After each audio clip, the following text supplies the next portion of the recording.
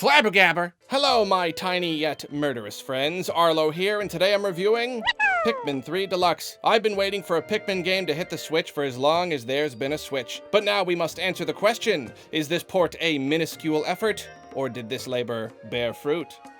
That is such a good one. You're welcome. Anyway, let's find out. Whoosh!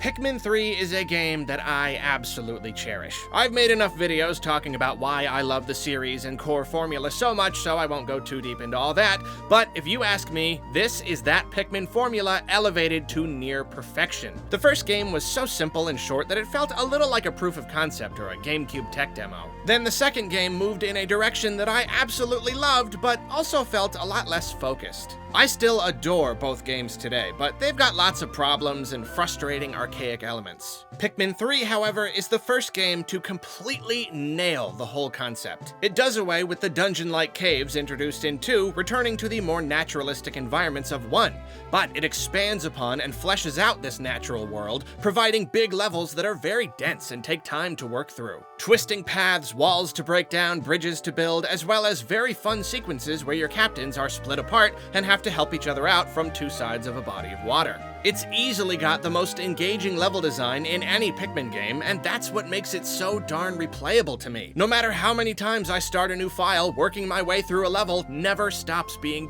deeply satisfying. And this is especially thanks to the game's focus on multitasking. Pikmin collecting lots of small bridge pieces or grapes, then returning to the spot until everything is collected is new in Pikmin 3, and it's given the player a new way to utilize the automated nature of the Pikmin on top of just looking super adorable. But the biggest addition is the Go Here function, which allows you to send a captain anywhere you want on the map so you can do other things while they travel. Pikmin 2 introduced the idea of multiple captains, but functionality was very limited. And Go Here is what fully realizes the potential of having more than one. You can essentially be doing 3 things at once, and you don't have to waste time trudging across the map. This makes for one of those classic Nintendo experiences where the gameplay is easy enough to understand, but much more difficult to master. If you want, you can absolutely keep all your captains together and just tackle one thing at a time. But if you really enjoy time management and multitasking like I do, using all 3 captains simultaneously to get a ton of stuff done in one day is extremely rewarding. This all takes what was already a terrific gameplay formula and makes it that much better. And speaking of multiple captains, giving them the ability to throw each other also adds a lot to the experience. You can use them to reach ledges and cross gaps, injecting even more planning and strategy into the mix, as well as slightly more verticality than in the old games. The only issue with this is that it can be frustrating when you accidentally throw your captains at a baddie when you're trying to rapidly throw your Pikmin. I wish there was a separate button for throwing them, because having 5 Pikmin types to rotate through, plus bomb rock carriers if you have any, is already a lot to manage. On the subject of control issues, though, there are a number of different functions that used to have their own buttons in the original, but now have all been crammed into a menu that comes up when you hold Y. This includes using Ultra Spicy Spray, switching between captains, and dismissing your party, and I find this implementation disappointingly awkward. The spray thing isn't too bad, it's just annoying that it takes an extra input, but which direction you have to press to switch to any given captain changes constantly, which leads to a lot of fumbling or pausing to look at the little face symbols. Then dismissing shouldn't be too much of a problem, but they changed it so that now you always dismiss everyone except whichever Pikmin type you have selected, which means you have to dismiss multiple times to truly dismiss everyone. Dismissing all but one type is useful in its own way, but I wish I could just shake the controller to ditch everyone like on the Wii U. None of this is too unpleasant, and I suspect I'll get used to it the longer I play this version of the game, but it feels like they could have done a lot better here, especially considering how much the rest of the game was improved. Because improvements abound, my friends. Pikmin 3 already feels incredible to play compared to the first 2 games, for reasons that I won't go into because we would be here all day if I let myself dig that deep. But apart from the small issues I just talked about, the dev team refined the heck out of the experience. Anyone calling this a lazy port just because it renders at 720p, which we'll talk about later, doesn't really see how far the devs went with this little stuff. They introduced the ability to send out a signal that calls any stray Pikmin back to base. It doesn't always work when they are engaged with something, and there's a part of me that enjoys the mad dash to save a Pikmin at the end of the day, but this is obviously an extremely useful feature that cuts down on overall worry. Then, when you're throwing Pikmin across a gap to share them between captains, you can now lock onto the ground so you don't have to worry about missing, and you can also just hold A instead of mashing it 100 times. Now, when you lock onto an enemy, it fixes your aim so you can only throw directly at that one enemy, and you can even switch between targets quickly. If Pikmin are engaged with something, you have to call them twice to get them to break away, which allows you to gather up idle Pikmin without disturbing the busy ones. Oh man, that one makes a massive difference. Here's the biggest one though. In the original game, you could lock onto something and charge all your Pikmin toward it at once. Now, even if you're not locked onto anything, you can charge your Pikmin with a simple press of the X button. This only sends the Pikmin type you've got selected, and only the exact number of Pikmin needed will pick up an object when they charge at it, so divvying up spoils between specific Pikmin types has never been easier. If you saw my Hotel Transylvania video, yes, really, you heard me go on and on about it already, but this makes it easier than ever to leave the swarm function from the first 2 games behind. This makes Pikmin management easier, and it makes sudden attacks so much more intuitive and empowering. It's a relatively small change, but it might just be enough to make this the best version of the game all by itself, and it's going to be very hard to ever go back to the old version after this. Though, unfortunately, I must admit that the one thing Pikmin 3 on Wii U will always have over Deluxe is better pointer controls. The Wii U used an IR sensor, meaning that the cursor always had a point of reference and never needed recalibration. The Switch uses the gyro, which has a tendency to drift. Like, kind of a lot. Sometimes it's just a smidge, and it's easy enough to recalibrate with the R button, but sometimes it will drift aggressively, and you'll be fighting with it while you're trying to throw a lot of Pikmin in one place. I mean, it almost seems like it purposefully chooses the most crucial moments to start moving and just not stop. This is undoubtedly frustrating, and it sounds like a deal breaker, and yet, this is still the best way to play. I tried going back to regular stick controls, and I just can't do it. It's so slow and sluggish. I'm probably twice as fast with gyro controls, even when I have to fight with them. The speed, the accuracy, moving in one direction while throwing in another, calling Pikmin from any distance, it just offers such a huge advantage. One benefit here is that I can just use my Pro Controller. Wii Remote and Nunchuck controlled great, but it was a pain always having to perfectly aim at the TV and keep fresh batteries in my Wii Remote and keep the sensor bar set up. Now I can play Pikmin very comfortably in any position with a regular controller, and I think that does help outweigh the downsides even further. And for the record, I use the full gyro cursor. You can make it so that you still control the cursor with the stick, but make smaller adjustments with the gyro, which sounds like it could be something of a nice middle ground, but it just doesn't work for me. It's like the gyro just doesn't function properly or something. It's weird. And speaking of things not working, you know how excited I was to finally play Pikmin on a handheld console?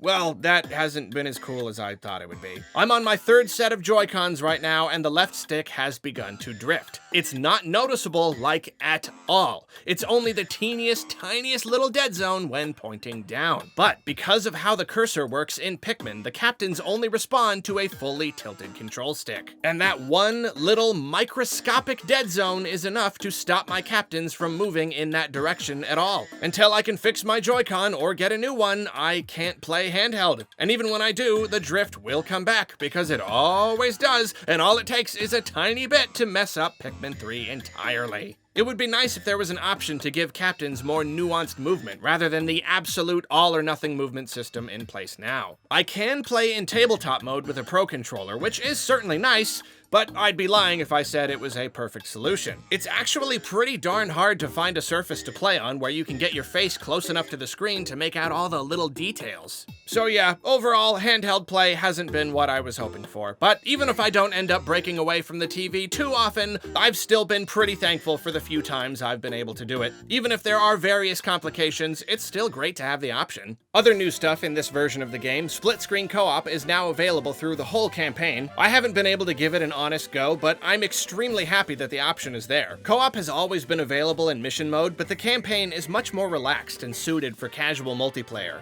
Then mission mode itself itself is back, of course, with all the DLC from the original game, which is awesome. I've mentioned in the past how I'm not super into such a frantic, score-based time challenge mode, and I wish there was something more focused on pure survival in tough situations. However, I will say that I've been enjoying mission mode more than I used to. Maybe I'm just becoming that desperate for new Pikmin content that I'll take any shred of this game I haven't played 1,000 times, but I've been having a ton of fun. And I hope you're looking for a challenge, because some of these missions are hard, at least if you want to get platinum medals. One very small but very cool addition here is the ability to keep playing a level even when you run out of time. You don't get a score, but you get to take in the level at your own pace so you can better plan your strategy. Perhaps even more importantly though, this provides a more casual, untimed mode for kids or newcomers to play. I am pleased to report that I've given my nephew Pikmin fever, and it's thanks almost exclusively to the fact that he can play without a time limit and without having to read a bunch of dialogue and stuff like in the main story. Bingo Battle is another thing I haven't really been able to get into, but it does look like a lot of fun. I can't help but feel like it could be a decent hit for streamers thanks to its unpredictable cutthroat nature,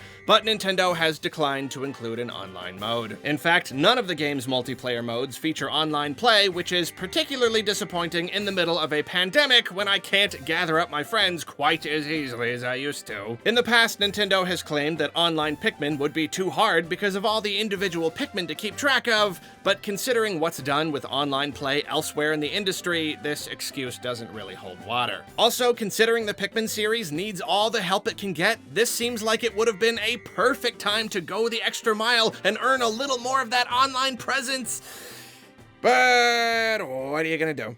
Then, of course, if you're looking for new content, you can look no further than the side stories. Actual new story content is not something I can ever truly expect from a re-release, but it looks like luck was on my side this time. Here we've got a new prologue comprised of 4 new missions and an epilogue comprised of 10. I will admit that this content is a smidge on the simple side. These are essentially just extra mission mode stages. You've got to complete some goal within a time limit, usually collecting treasure or defeating enemies as you would expect. However, these levels are very enjoyable for what they are. It's fun to visit these areas of the game before and after the events of the main story. You only explore one chunk of each map, but these chunks have been altered and remixed to the point where they feel completely different. I mean, it's amazing. All you have to do is change where all the enemies and treasures and obstacles are and put my base in a new location, and suddenly I find the level unrecognizable. I know I bring up the idea of a Pikmin level editor a lot, but this right here makes me realize even more how much potential the idea has. Even if we had to use old environments and just move things around like this, it would be an incredibly fun experience. This remixed nature helps these levels feel really fun and fresh despite their obviously low budget nature.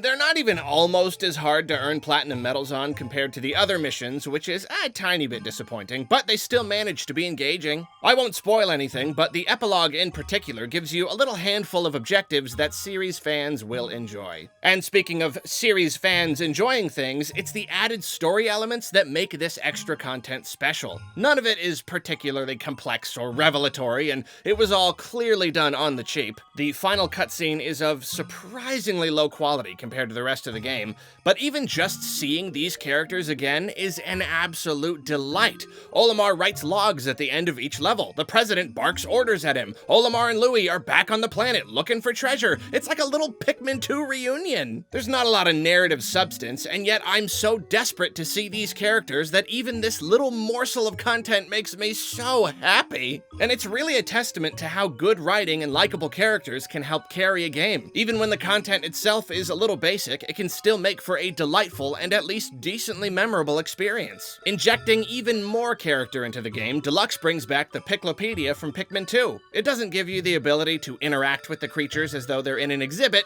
which I knew I probably shouldn't expect, but it makes up for that by having creature descriptions from all 5 major characters. Each distinct personality brings a different observation, and this one thing alone offers enough material to flesh these characters out that much further. Again, regardless of a shallow story, even just log entries and such can give us so much. The idea of extra story content was certainly exciting, but before the game released, I don't know if anything was quite as exciting to me as the newly announced difficulty modes. When you've played as much Pikmin as I have, it's hard to find any sort of real challenge outside of mission mode. Pikmin 3 in particular is the easiest game in the series. It's just very forgiving. The baddies aren't as aggressive. And by introducing the admittedly very clever juice system, it once again gives you a limited number of days to beat the story, but I tend to have about 1,000 juices left by the end. I love this game to pieces, but I want a real challenge, not just a mission where it's hard to do everything before the time runs out. How about a whole campaign where I'm constantly rushing to collect enough juice so my captains don't starve? And I want those baddies to be mean. I want there to be more of them. I want them to pop up in unexpected places. I want to legitimately worry about running out of Pikmin. So yeah, hearing that there was gonna be a hard mode and an even harder ultra spicy mode, oh mama, sign me up. Alas, this ended up being my single biggest disappointment with Pikmin 3 Deluxe. Even this long after launch, I haven't been able to find a definitive list of differences in Ultra Spicy mode, but here's what I've got so far. The obvious one is the new 60 Pikmin limit, a fascinating concept that somehow I hadn't considered, but 60 is still plenty to get everything done, and if anything, all I end up doing differently is leaving more enemy bodies behind. Not much changes. Then I believe the days are 50% shorter. This is also a fun idea that doesn't accomplish much, seeing as I've got all the days I need. Speaking of days though, fruit now gives only half the juice. This effectively cuts your day limit in half, and when you factor in the shorter days, that should make for a tense experience. But for me at least, it doesn't. Still tons of juice by the end. Then other small differences. Bosses now have twice the health, which is good in theory, but if you already know how to beat them with minimal casualties, it just takes a little extra time. And most of them stop being stunned at specific health thresholds anyway, so the extra health is fairly moot. And I haven't timed it or anything, but I'm pretty sure Pikmin drown faster too. All this is really good on paper. The drowning thing especially is interesting because I talked about those types of little changes in my video on my hopes for Pikmin 4. There are so many little variables they could tweak in a hard mode. It's really awesome that they did end up doing that to some extent, but I guess it wasn't enough for me. This isn't even some big criticism of the game. I'm sure for a less experienced player, Ultra Spicy mode might end up being a huge challenge. In fact, if you're new, but you're starting to get the hang of it okay, I would suggest jumping right into it on your next playthrough for maximum effect. But for someone like me, who knows the game like the back of his hand, well, I'll just have to keep dreaming of that level editor or get into the Pikmin 2 modding scene. Finally, we come to closing details and another one of the game's disappointing elements. Despite being a re-release on more powerful hardware, it runs at the same 720p resolution and 30 FPS frame rate as the original. Instances of slowdown have been reduced, mainly when you're watching juice animations, which is nice, but otherwise the performance isn't enhanced in any meaningful way. And it's not the most important thing in the world, but it sure is confusing, isn't it? The Switch is a much more capable machine, and every other Wii U port so far has outperformed its original version. I mean, Mario Kart 8 Deluxe looks fantastic and still manages to output super crisp 1080p visuals. So what happened here? What stopped Pikmin 3 Deluxe from getting the same treatment? I don't know, but it's a bit of a bummer. 720p just doesn't look as smooth as I'd like, especially considering how rich and detailed the world is. If you saw that Did You Know Gaming video I narrated recently, you know that Miyamoto was super jazzed on Pikmin 3 because HD visuals would allow the player to see the individual Pikmin more clearly. So you would think that pushing that resolution up would have been a priority. But as it is, things can be pretty jaggy sometimes. It is disappointing, but it's by no means a deal breaker. The game still manages to look positively gorgeous. There are a few environmental assets that look like they might have been left over from when the game was being developed for the Wii, but everything else is stunning. The lighting and texturing is out of this world, especially when it comes to creatures. Some of these things wouldn't look out of place on much more powerful hardware. It's that old Nintendo skill at work, squeezing every last drop out of a piece of hardware and using all sorts of trickery to make a game look way better than it has any right to. And the first two Pikmin games looked good for their time, but 3 is so beautiful that you just want to live inside of it. I mean, seriously, as a guy who likes him some nice graphics, I think the visuals elevate this game to an unusually high degree. They're another aspect that makes me want to play it again and again and again because it just feels nice to be in this world. And obviously, helping that feel tremendously is also the music. None of it is quite as plucky and hummable as in previous games, but it's incredibly pleasant. It's relaxing and beautiful and just makes you feel like everything is gonna be okay, you know? The Rainy Day theme is actually a very rare example of a song establishing a nostalgic soft spot in me in the last, 10 years. And the sound design, my gosh, another case of very much living up to the Nintendo standard. Everything feels so real. Everything offers such great feedback for your actions. Especially the Pikmin sounds. Have you heard how cute rock Pikmin sound? I can't stand it! And I must say, playing portably with headphones has given me an even deeper appreciation for the way the game sounds. It's even more rich and detailed than I thought it was. This is the first time I've ever properly reviewed a Pikmin game, and I must admit I find it rather difficult to willfully end this video when there's still so much I'd love to talk about. I'm sure I could go on for 3.5 hours if I let myself. But as far as reviewing this new Switch version of Pikmin 3 goes, I feel I've probably said enough. This is one of my favorite games in the world. It's comfort food for me, something I can run through basically any number of times and feel nothing but nice when I do it. This new version comes with a few downsides and misses a few opportunities, but it more than makes up for things with all the gameplay upgrades and added content. Honestly, I'm still flabbergasted that we got any of this stuff. I expected a straight port with nothing more than the DLC, but they went above and beyond with this. They didn't need to include gyro aiming, stick controls work fine. Multiple difficulty modes? Why? Nintendo doesn't care about that stuff. Extra story? Are you kidding? That's too much work.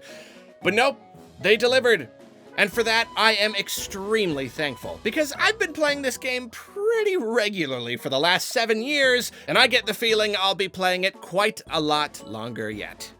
Thank you for watching, and please make your way down to the comments and tell me what you think about Pikmin 3 Deluxe. Are you a series veteran? A newcomer? Do you find Ultra Spicy mode difficult? And which Pikmin type is the cutest?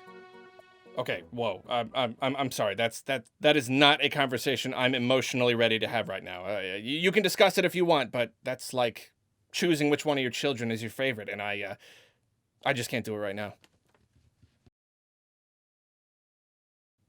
It's rock. No, blue. No, definitely purple. No.